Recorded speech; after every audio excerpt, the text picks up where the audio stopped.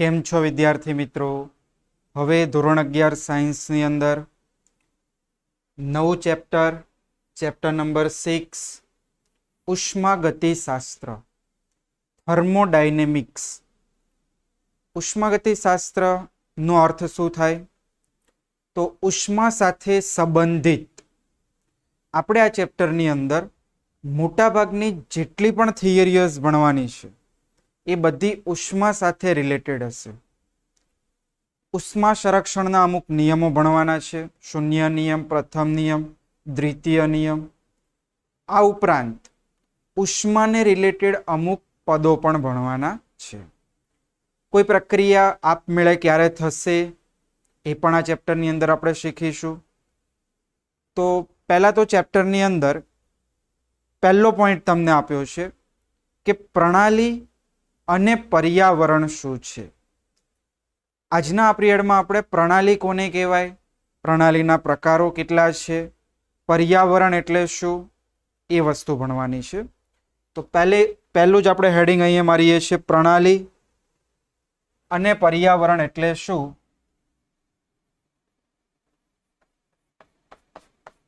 प्रणाली अने पर्यावरण। जो बेसिक आपणे समझीए के प्रणाली कोने कहेवाय, तो आपणे प्रयोगशाळामां गया अने त्यां कोई एक बीकर अथवा कोई एक टेस्ट ट्यूब एनी अंदर आपणे रसायणो भर्या, बे अलग अलग केमिकल्स भर्या अने तेमना वच्चेनुं अवलोकन आपणे नोंधी शकीए छीए। तो ए जे प्रक्रिया मिश्रण छे तेने आपणे प्रणाली कहीए छीए। तो प्रणाली ए विश्वनो एवो भाग छे के जेमां आपणे अवलोकन नोंधी शकीए छीए अथवा अवलोकन करी शकीए छीए। अने प्रणाली सिवायनो जे विश्वनो भाग होय तेने आपणे पर्यावरण कहीए छीए। तो जो अहींया समजीए के आ एक बीकर, आ बीकर में आपणे कोई प्रक्रिया मिश्रण भर्યું,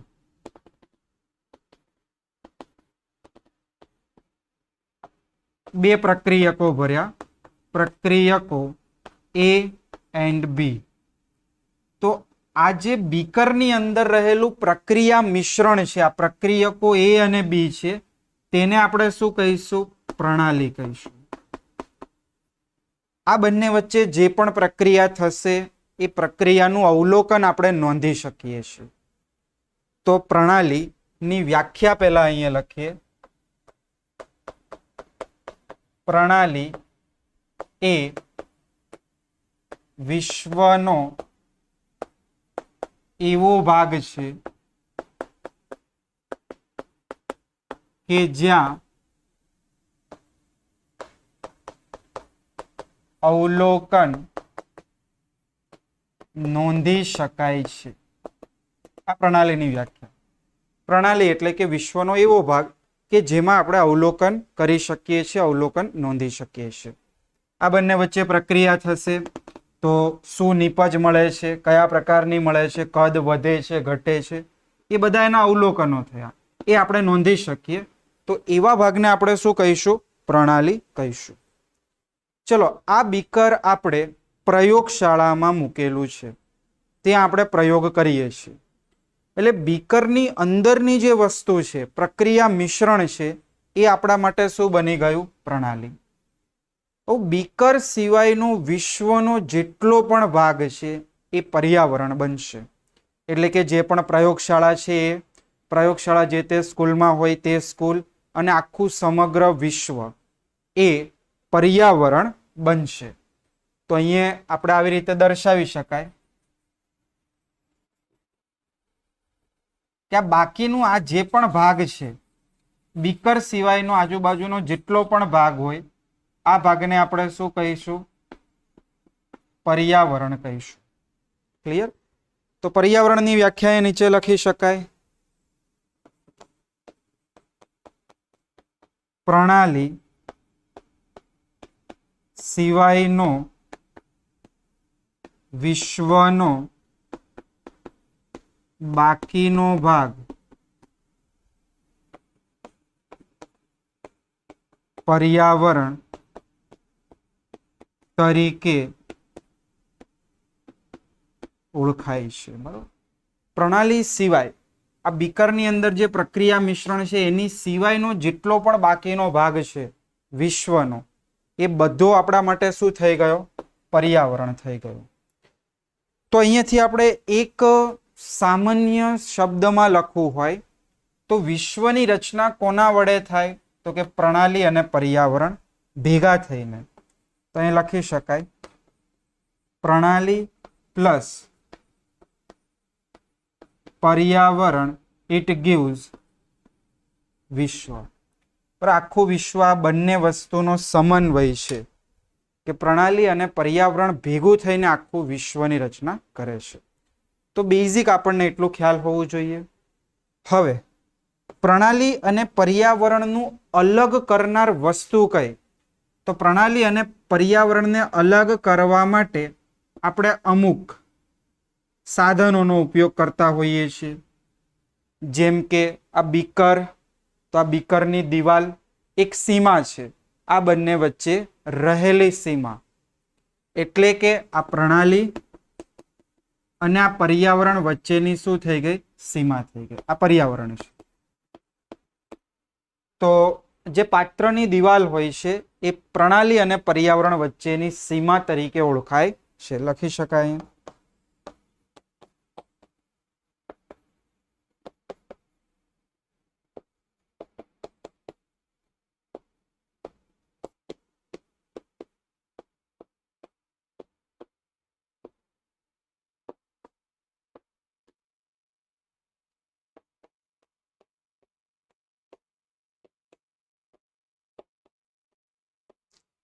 तो आ पहलो एक टॉपिक हतो प्रणाली कोने कहेवाय अने पर्यावरण कोने कहेवाय।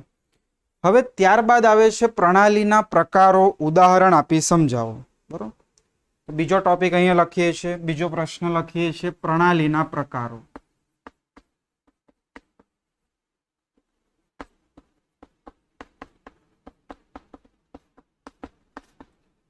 तो प्रणालीना प्रकारो आपणे 3 भागमां वहेंचवामां आव्या छे। एक खुल्ली प्रणाली, बीजू बंध प्रणाली अने त्रीजू निराळी प्रणाली। प्रणालीनुं वर्गीकरण कोना आधारे करवामां आव्युं?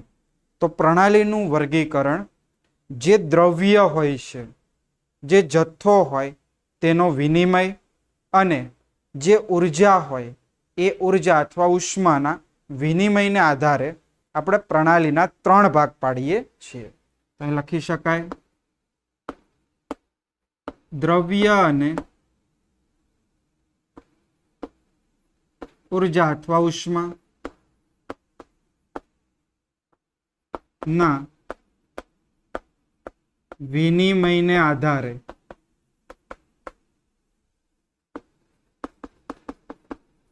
प्रणालीने 3 भागमां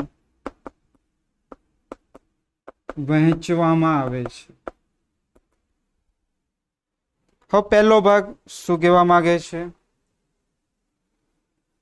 તો પહેલું આપણે શું કીધું? ખુલ્લી પ્રણાલી। તો જે શબ્દ આપેલો છે ખુલ્લી, એના ઉપરથી જ આપણને ડેફિનેશન અને સમજૂતી ખ્યાલ જ આવી જાય કે ખુલ્લી પ્રણાલીમાં શું હશે?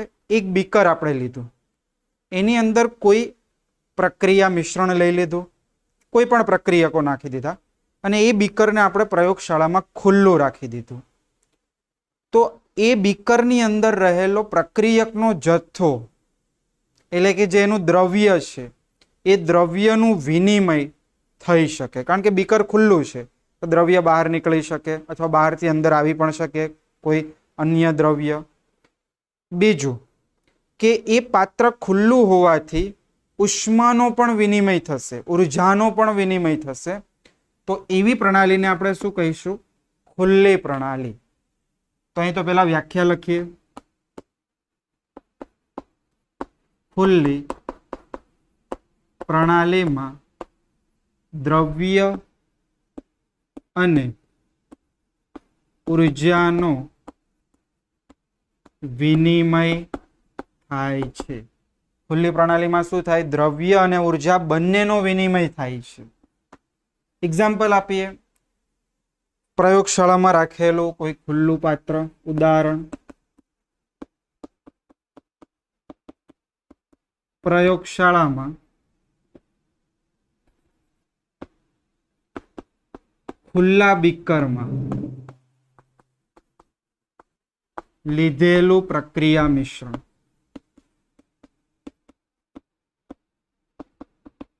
પ્રયોગશાળામાં ખુલ્લા બીકરમાં લીધેલું પ્રક્રિયા મિશ્રણ.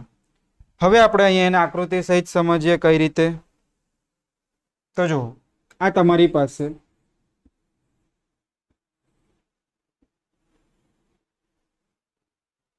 એક બીકર છે, જેની અંદર આપણે અહીંયા પ્રક્રિયા મિશ્રણ લીધું છે. આ બીકર ખુલ્લું છે. આ બધું પર્યાવરણ છે. આ પર્યાવરણ અને આની અંદર છે ને શું કહીશું આપણે? પ્રણાલી. તો આ આપણી પાસે ખુલ્લી પ્રણાલી છે. અહીંયા આપણે આપી દીધું કે ખુલ્લી પ્રણાલી. તો ખુલ્લી પ્રણાલીમાં શું થશે? તો જુઓ, ખુલ્લી પ્રણાલીમાંથી પર્યાવરણમાં ઉષ્માનો વિનિમય થાય. એવી જ રીતે ઊંધું, બરોબર, કે પર્યાવરણમાંથી પ્રણાલીમાં પણ ઉષ્માનો વિનિમય પોસિબલ છે. એટલે બંને દિશામાં ઉષ્મા અથવા ઉર્જાનો વિનિમય શક્ય છે. આ ઉર્જા. હવે એવી જ રીતે જો આ પાત્રની દિવાલ થકી અહીંયા અંદર દ્રવ્ય ના આવી શકે, એટલે આપણી રીતે આવી રીતે દર્શાવાય કે દ્રવ્યનું પણ વિનિમય પોસિબલ છે અને દ્રવ્ય બહાર પણ નીકળી શકે. બરાબર. તો આ દ્રવ્ય અને ઉર્જાનો વિનિમય શક્ય હોય એવી પ્રણાલીને આપણે શું કહીશું? ખુલ્લી પ્રણાલી. ચલો, ખુલ્લી પ્રણાલી પછી બીજી પ્રણાલીનું નામ છે બંધ પ્રણાલી. બંધ પ્રણાલી કોને કહેવાય? તો શબ્દની અંદર જ તમને થોડો આઈડિયા આવી જશે કે બંધ પ્રણાલીની અંદર જે પણ પાત્ર લીધું હોય તે પાત્ર બંધ હોવું જોઈએ. હવે વિચારો, પાત્ર બંધ હોય તો પાત્રની અંદર રહેલું પ્રક્રિયા મિશ્રણ એટલે કે દ્રવ્યનો જથ્થો એ વિનિમય થઈ શકે? તો જવાબ આવે ના. પાત્ર બંધ હોય તો દ્રવ્ય બહાર પણ નીકળી ન શકે અને બહારથી અન્ય કોઈ દ્રવ્ય અંદર આવી પણ ન શકે. એટલે બંધ પ્રણાલીમાં દ્રવ્યનો વિનિમય થતો નથી, પણ ઉર્જાનો વિનિમય કરી શકાય. ઉર્જાનો વિનિમય કઈ રીતે કરી શકાય? તમારે પાત્ર છે એ પાત્ર સ્ટીલ, લોખંડ એવું હોવું જોઈએ. તો સ્ટીલ, લોખંડ ને એવું પાત્ર હોય તો એ તમારે શું થશે? ઉષ્માનો વિનિમય કરશે. બરોબર. તો અહીંયા આપણે લખીશું બંધ પ્રણાલી વિશે. પેલા તો વ્યાખ્યા. બંધ પ્રણાલીમાં દ્રવ્યનો વિનિમય શક્ય નથી, પરંતુ ઉર્જાનો વિનિમય થઈ શકે છે.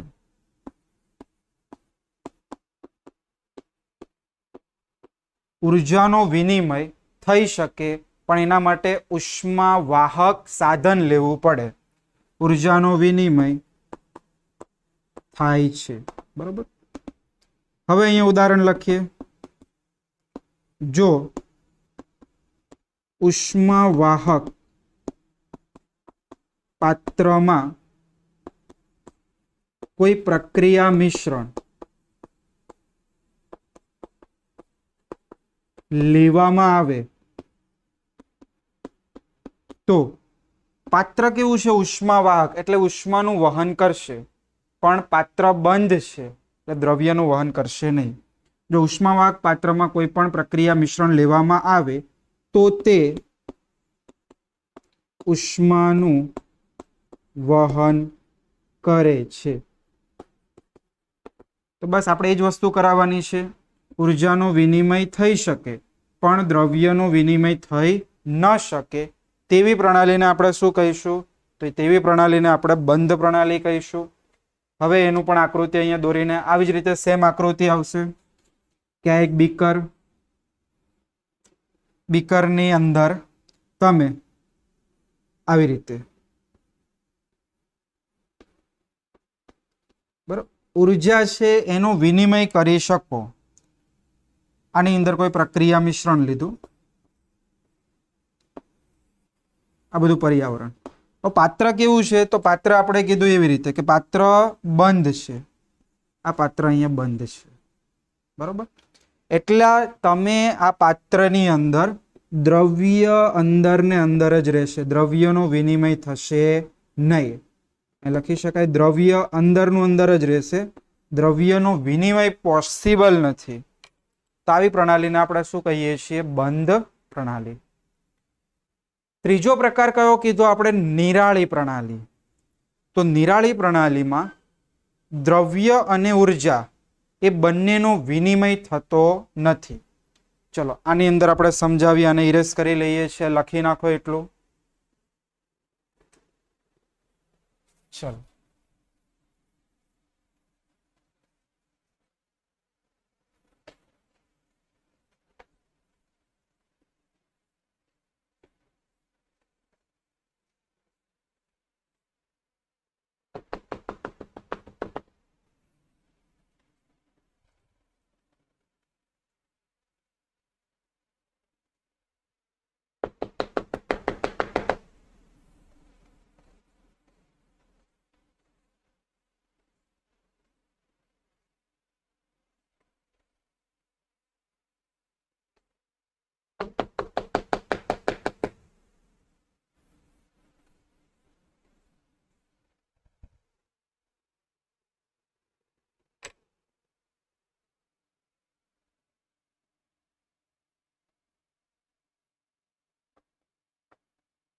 નિરાળી પ્રણાલી. તો નિરાળી પ્રણાલીની અંદર ઉર્જા અને દ્રવ્ય બંનેનો વિનિમય થઈ શકતો નથી. તો એ લખી શકાય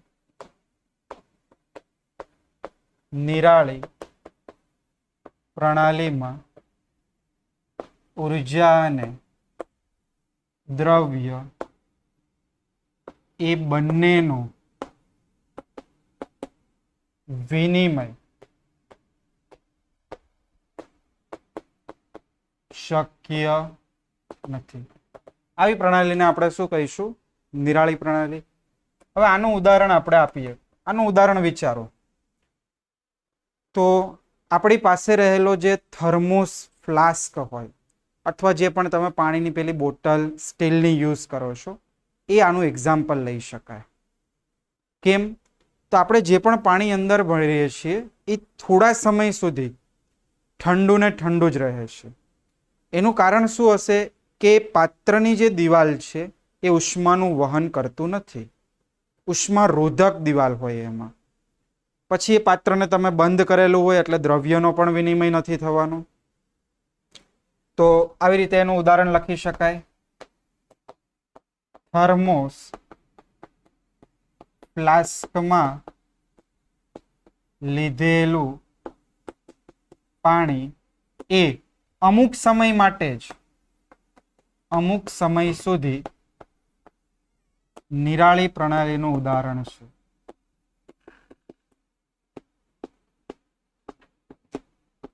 બરોબર. તો આની આકૃતિ આવી રીતે દોરી શકાય.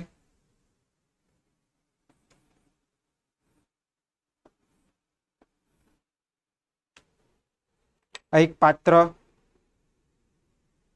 અથવા થર્મોસ ફ્લાસ્ક જેની આ દિવાલ છે એ કેવી છે? ઉષ્મા રોધક, જે ઉષ્માનું વહન કરતું નથી, ઉષ્મા રોધક દિવાલ. હવે આની અંદર તમે ઉષ્માનું વહન પોસિબલ નથી, દ્રવ્યનું વહન પણ પોસિબલ નથી કારણ કે પાત્ર કેવું છે? બંધ. તો આવી પ્રણાલીને આપણે શું કહીએ છીએ? નિરાળી પ્રણાલી. આવી પ્રણાલીને કહીએ છીએ નિરાળી પ્રણાલી. અહીં લખી શકાય કે ઉષ્માનું પણ વહન થતું નથી, અને દ્રવ્યનું પણ વહન થતું નથી. પાત્રની અંદર જેનું જે હોય એઝ ઇટ ઇઝ રહેશે. તો લખી નાખો 3 પ્રકારો.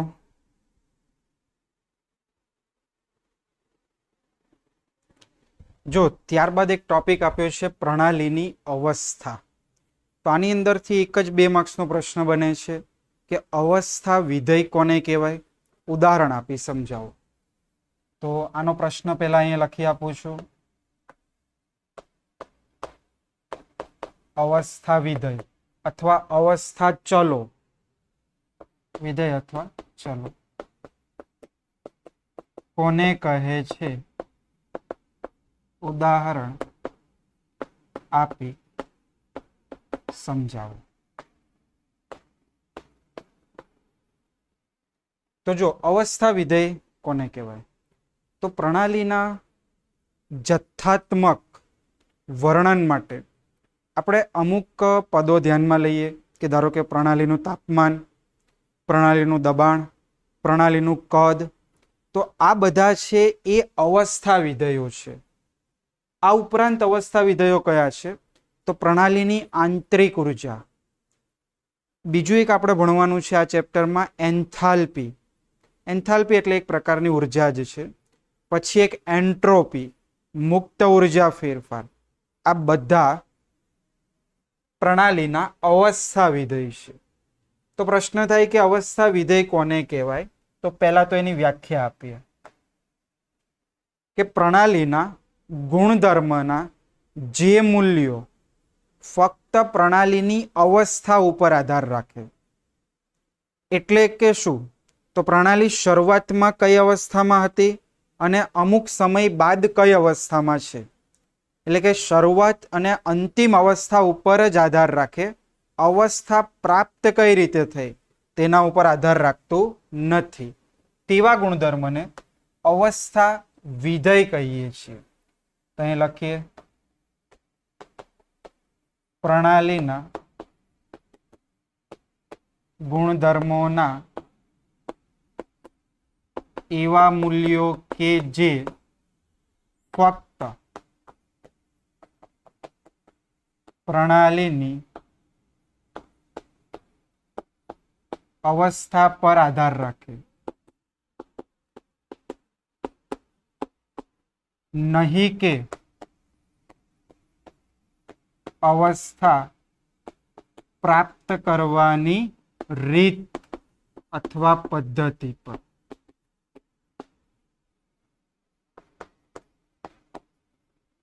તેવા ગુણધર્મોને અવસ્થા વિધેય કહે છે. ક્લિયર? આ અવસ્થા વિધેયની વ્યાખ્યા કે પ્રણાલીના અમુક ગુણધર્મ એવા હોય છે જે પ્રણાલીની અવસ્થા ઉપર આધાર રાખે. અવસ્થા કઈ રીતે આવે એનાથી એને કોઈ લેવા દેવા નથી. બરાબર? એવા પ્રણાલીના ગુણધર્મને આપણે અવસ્થા વિધેય કહીએ છીએ અથવા અવસ્થા ચલો કહીએ છીએ. સામાન્ય અવસ્થા ચલોના ઉદાહરણો. સામાન્ય ઉદાહરણ તરીકે મેં તમને કીધું પહેલું ટી એટલે કે તાપમાન છે, પછી વી કદ અને પી દબાણ. આ બધા અવસ્થા વિધેયો છે. તાપમાન, કોઈ એક બીકર તમારી પાસે છે, આ એક પ્રણાલી છે. બરાબર? આનું તાપમાન અત્યારે માની લો કે 25 ડિગ્રી સેલ્સિયસ છે. હવે તમે શું કરો છો? આ બીકરને નીચેથી ગરમ કરો છો અને તાપમાન આનું તમે કરો છો 35 ડિગ્રી સેલ્સિયસ. ક્લિયર? એટલે બીકરને તમે ગરમ કર્યું અને ટેમ્પરેચર વધાર્યું 35 ડિગ્રી સેલ્સિયસ. આ હીટ તમે આપી. તો બીજું હું શું કરું છું? આ બીકરની અંદર રહેલો દ્રવ્યનો જથ્થો છે એને પેન્ડલ નાખીને સ્ટર કરું છું, હલાવું છું. હવે હલાવીશ એટલે એના કારણે આપણે જે પણ ઉપરથી આપણી મિકેનિકલ એનર્જી અપ્લાય કરીશું, યાંત્રિક ઉર્જા અપ્લાય કરીશું, એ યાંત્રિક ઉર્જા શેમાં કન્વર્ટ થઈ જશે? ઉષ્મા ઉર્જામાં. અને એનું ટેમ્પરેચર આપણે 35 ડિગ્રી સેલ્સિયસ લાવીએ છીએ. તો પ્રણાલીનું શરૂઆતનું કેટલું હતું? T1 25 ડિગ્રી, T2 કેટલું થઈ ગયું? 35 ડિગ્રી. તમે કાર્ય બંને અલગ અલગ રીતે કર્યું. એક વખત તમે શું કર્યું? ગરમ કરીને ટેમ્પરેચર વધાર્યું. એક વખત તમે યાંત્રિક કાર્ય કરીને ટેમ્પરેચર વધાર્યું. તો ટેમ્પરેચર, તાપમાન વધારવાની રીત બંને અલગ અલગ છે, પણ શરૂઆત અને અંતિમ અવસ્થાએ ટેમ્પરેચરના મૂલ્યો સમાન છે. તો આવી રીતે ટેમ્પરેચરને આપણે શું કહીએ છીએ? અવસ્થા વિધેય. સેમ વસ્તુ કદ, સેમ વસ્તુ દબાણ. તો સામાન્ય ઉદાહરણો તરીકે આ લઈ શકાય. આ ઉપરાંત અન્ય ઉદાહરણો, તો અન્ય ઉદાહરણોમાં આંતરિક ઉર્જા અવસ્થા વિધેય છે. પછી બીજું આવશે એન્થાલ્પી, એચ અવસ્થા વિધેય છે. પણ અહીંયા આપણે દર્શાવીએ છીએ આંતરિક ઉર્જાને દર્શાવાય યુ વડે, એન્થાલ્પીને દર્શાવાય છે એચ વડે. પછી એન્ટ્રોપી, આ બધું આ ચેપ્ટરમાં ભણવાનું છે. એસ એ પણ અવસ્થા વિધેય છે. અને લાસ્ટ આવશે મુક્ત ઉર્જા, ગિબ્સની મુક્ત ઉર્જા, એ પણ એક અવસ્થા વિધેય છે. ક્લિયર? તો લખી નાખો એટલું.